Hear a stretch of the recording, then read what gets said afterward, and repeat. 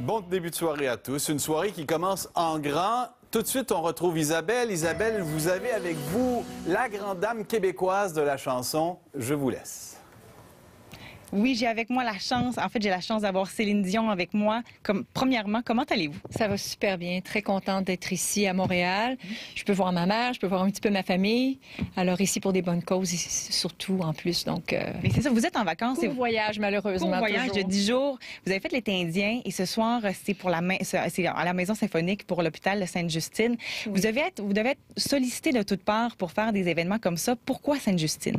Bien, écoutez, je suis la marraine avec mon mari qui est parrain de l'hôpital Sainte-Justine, une cause qui nous tient beaucoup à cœur. Les enfants, les soins qu'on reçoit à l'hôpital Sainte-Justine sont extraordinaires. Un hôpital très important et extraordinaire qui est à l'écoute de non seulement des soins que les enfants et les gens ont besoin, mais des parents pour surmonter beaucoup de difficultés.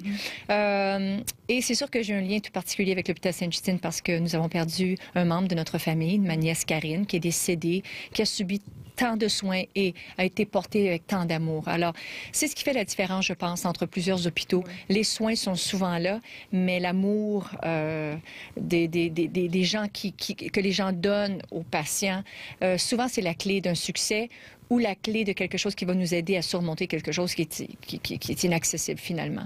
Mais donc, on est les parrains-marraines de l'hôpital Sainte-Justine et c'est pour ça que je suis là ce soir. Et par la suite, vous revenez ensuite à Vegas et là, il y a une grosse annonce qui a été faite. Vous allez en Asie et ce sera Véronique Dicker qui va faire votre première partie. Donc, l'automne sera très chargé là, pour vous. Oui, j'ai l'impression que tous mes automnes sont très chargés d'ailleurs. Donc, je retourne à Las Vegas pour des spectacles, donc tout le mois d'août. Et ensuite, je vais en Asie au mois d'octobre, si je me rappelle pas, tout le mois d'octobre, justement pour un mois à peu près. Donc, Véronique fera la première partie. On va au Japon, on va en Chine, bon, Tokyo, Osaka. Je vais pas vous nommer toutes les villes, mais il y en a beaucoup. Je suis contente d'avoir une fille avec moi, donc on va pouvoir parler. On chopera peut-être pas beaucoup. Patinage. Peut-être, et puis peut-être qu'on viendra en geisha, on ne sait pas, mais on va s'amuser beaucoup, enfin.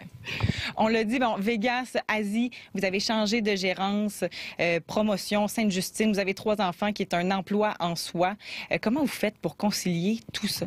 Si je peux me permettre de dire, Aldo est près de moi, on n'a pas changé d'agence, c'est qu'on a agencé à l'agent un support et un bras droit. Voilà. Je pense que c'est très important que les gens sachent que premièrement, René va super bien, je tiens à le dire, il va bien, mais des fois, on a besoin de prendre un petit recul. Je sais qu'il doit se concentrer et focusser justement pour que son énergie soit au bon endroit.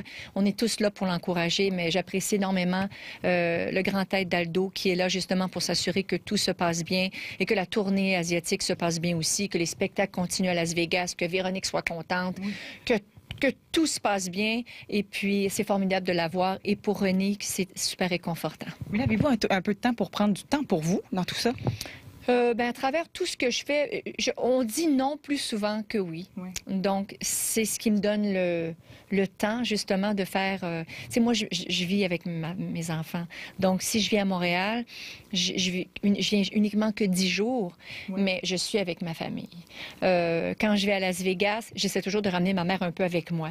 Donc, j'essaie vraiment... Ma vie est remplie, mais j'essaie vraiment d'en faire le plus complet possible, mais surtout avec mes enfants. Donc, je veux pas que mon cœur soit tiraillé entre la musique et ma famille. Donc, je me déplace toujours avec eux.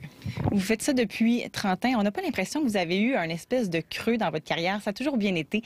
En fait, l'industrie un peu du disque est un peu s'essouffle. Comment vous faites pour rester toujours au top?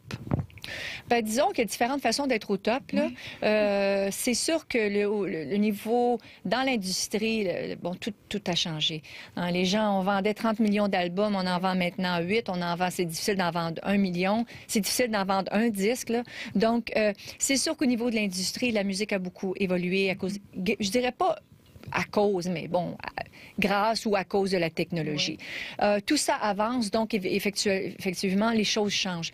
Mais par contre, j'ai toujours été quand même privilégiée de savoir que j'ai jamais eu comme un hit. C'est la vie. Moi, j'en connais plusieurs hits de Céline Mais Dion. ce que je veux dire, c'est que quand j'ai commencé ma carrière, on voulait pas avoir un hit, on voulait avoir une carrière. Et avoir une carrière, ben, c'est justement s'établir, petit peu à petit peu. Et puis, oui, il y a eu beaucoup de chance, il y a eu beaucoup de travail dans tout ça, mais il y a quand même eu beaucoup de chance aussi d'être là au bon moment, avec les bonnes personnes surtout. Mais malgré la descente de vente de disques pour tout le monde, j'ai eu de la chance parce que j'arrive à faire de la scène et j'adore faire de la scène. Donc, si on met le disque de côté, les ventes de disques de côté, je fais des shows, je fais des tournées et honnêtement, c'est ce que j'aime le plus. Oui. Alors, je me dis, ben s'il n'y a plus de ballonné, ben il y a encore de la sauce Saint-Hubert. Il y a d'autres sortes de creux, tu sais.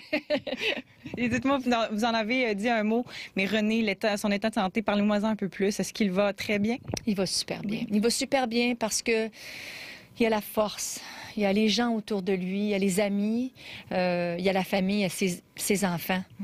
Tu sais, quand tu vois des jumeaux, bon, évidemment, il y a Patrick, Anne-Marie et Jean-Pierre, ses grands enfants, mais il y a aussi René Char, qui est un préadolescent, qui le tient très occupé, avec qui il joue, que ce soit au pool, que ce soit au snooker, que ce soit au golf, que ce soit au blackjack, que ce soit à raconter des histoires.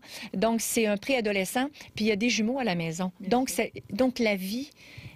la maison est pleine de vie. Et ça, c'est important. La maison est très vivante parce que quand on est malade, on n'a pas envie d'entendre tout le temps la maladie. Mais honnêtement, il va super bien. Il y a beaucoup d'exercices d'articulation à faire parce que ça s'est passé au niveau de la bouche.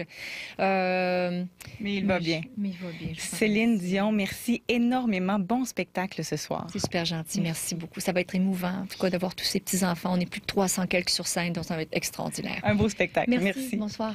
Merci beaucoup, Isabelle. Effectivement, on souhaite un bel été à Mme Dion et bonne chance à René.